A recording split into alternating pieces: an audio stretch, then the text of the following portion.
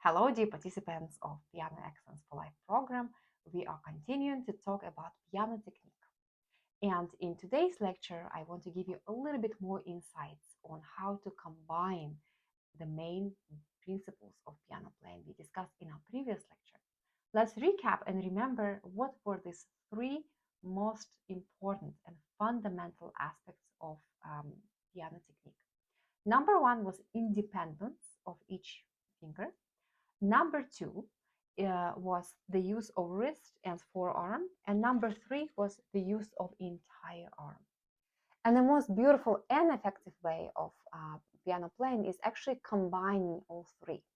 And I want to stress again and again that these triple concepts of using not only focusing on independent fingers, but also using other parts of your hand, this is really the key to successful playing and to relaxed and comfortable playing. If you didn't know, but in the old school of piano playing, it was actually very common to use very active fingers. So actually use this first principle of every finger needs to be active and independent. And the teachers would teach their students to play like this.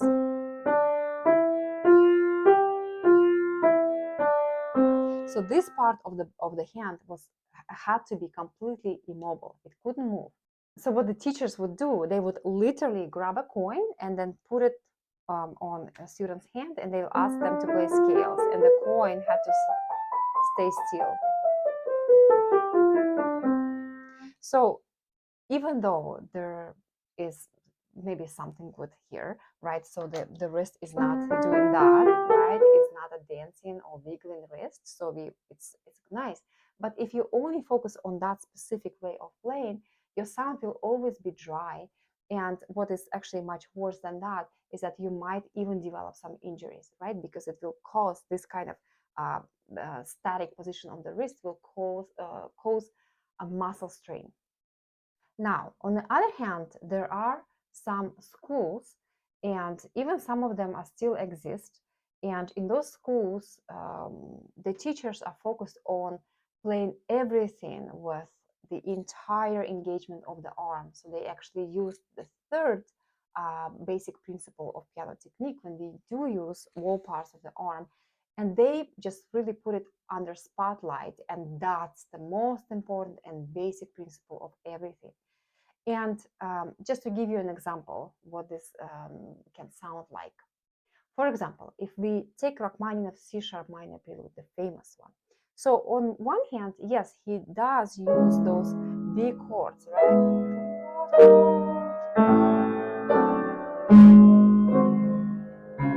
And most definitely you're going to use your entire arm and relax into the sound. But if you go a little bit too far with this, a good concept, but if that's the only concept that you focus on, your sound's gonna start losing clarity and shape, because all you're gonna be doing is this.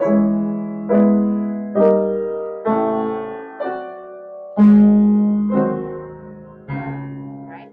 And it's surprisingly, schools like that are still popular, and I personally know teachers that actually teach in this way. And yes, it comes from partly the idea, for example, to recover from the injury, right? Whether it was related to the piano or something else. And maybe it does help to a certain degree, but you have to know when to stop with this, right? Because you actually never want to sound this way, although it feels like a virtue, right, to be relaxed at the piano. So again, what we want is the combination of all three movements. On one hand, our fingers want to be bright and independent, right? We want to be able to play brisk and clear. But on the other hand, we do need the help of the wrist and forearm, and sometimes of the entire arm. But even with this Rachmaninoff prelude, see, if I start engaging my fingertips more, it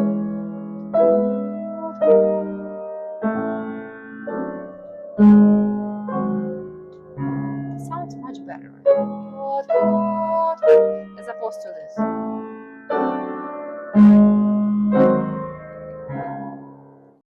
But it's fair to say that depending on the repertoire that you're working on, and also on the style of a particular composer, you would probably operate with one or two as a basic principle, but it will always be backed up by the third one. For example, when we play music of Mozart, we have to have a very clear, independent fingers. And perhaps, the wrist motion is also very signature, like for the Mozart. But that clarity of sound, right, the transparency of the sound will be most important. For example, with Rachmaninoff's music, right, we will play with like much larger strokes, right, of pain, say. And so we're going to use a lot of the arm motion, but it still has to be backed up by a clear finger.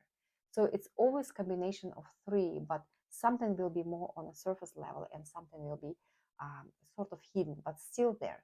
These three elements cannot be separated from one another. It's important to know, to understand that certain principles, how to play the piano, can be also experienced away from the instrument. And today I want to show you just a couple of very effective and very useful exercises that you will be able to do away from your instrument. And I highly recommend you to do it daily, either before or during your practice. The goal of the first exercise is to help you to feel your arm as one organism, your hand, your forearm, your upper arm, and it's something extremely useful for the pianist. So this is what we're going to do.